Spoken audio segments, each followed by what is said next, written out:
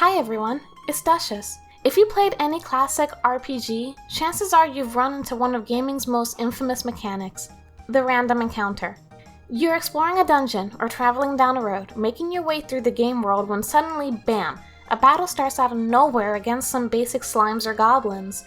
This disruptive system was implemented to artificially extend gameplay through grinding, level up your party, maybe pick up some spare loot or cash.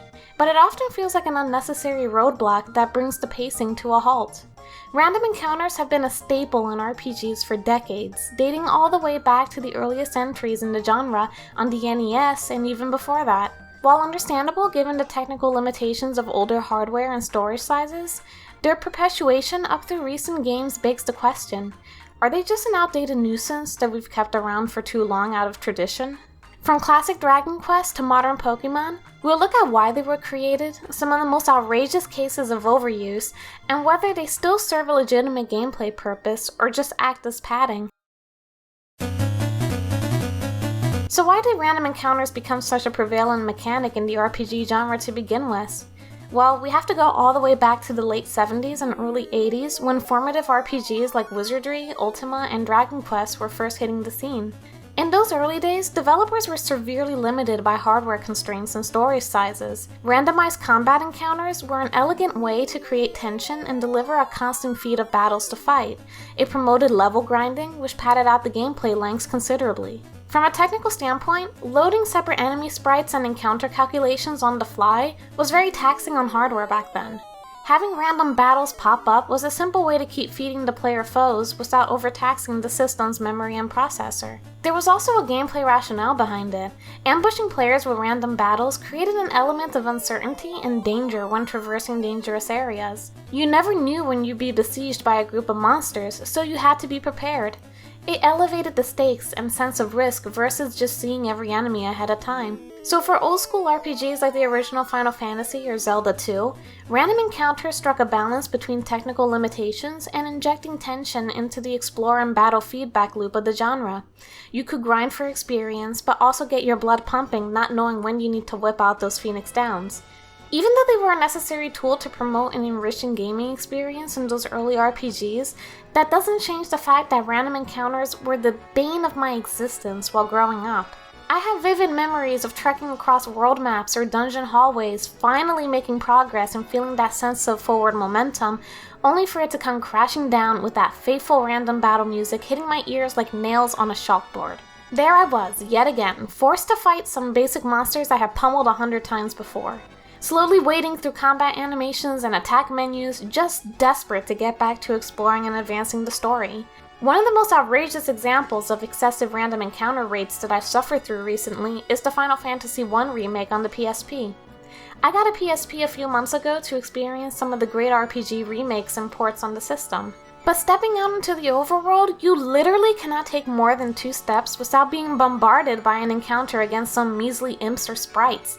The battle themselves are simple enough, but it's the sheer frequency that grinds the pacing to a halt. Trying to merely cross a continent feels like running a gauntlet when you're ambushed every 10 seconds. What should be a classic journey of adventure and exploration rapidly devolves into a mind-numbing cycle of fight, heal, fight, heal. All momentum is killed dead. Rather than building up a sense of risk and danger, it just amounts to a tedious time waster. The developers seemingly had no sense of restraint in their random encounter rate configuration for this updated version. Beyond just killing the pacing and momentum, random encounters also have a nasty habit of completely obliterating any sense of strategy or resource management. Games often lure you into a false sense of preparation beforehand. You carefully stock up on healing items, buff your party's gear, spend resources to learn new abilities, all to take on the next story boss or dungeon crawl. Then random encounters indiscriminately drain those precious resources away before you reach your goal. I can't count how many times I've rolled up to a major RPG boss fight or climatic area, only to have my item stash and magic points utterly depleted from dealing with a barrage of trivial random encounters along the way. Any preemptive optimization or strategizing gets thrown out the window by these unavoidable combat instances. It's a constant source of annoyance having to stop and grind for more consumables simply because random encounters have a tendency to wear you down before actual challenges. Rather than promoting meaningful attrition, it just feels like thoughtless, wasteful resource burn. The mechanic takes on this loot goblin quality, not a legitimate gameplay hurdle, but just an artificial tax aiming to inconvenience you out of hard-earned supplies and progress. It cheapens the whole experience when you limp into an area underprepared thanks to these cheap random roadblocks.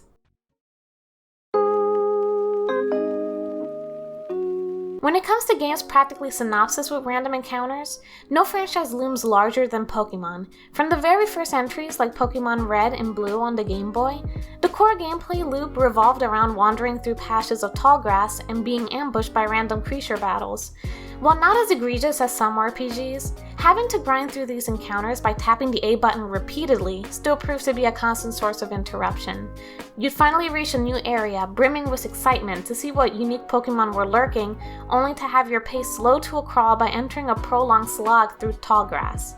And the worst part is that every few steps, you'd be sucked into a battle sequence against some rudimentary Rattata or Pidgey you already beat down hundreds of times before.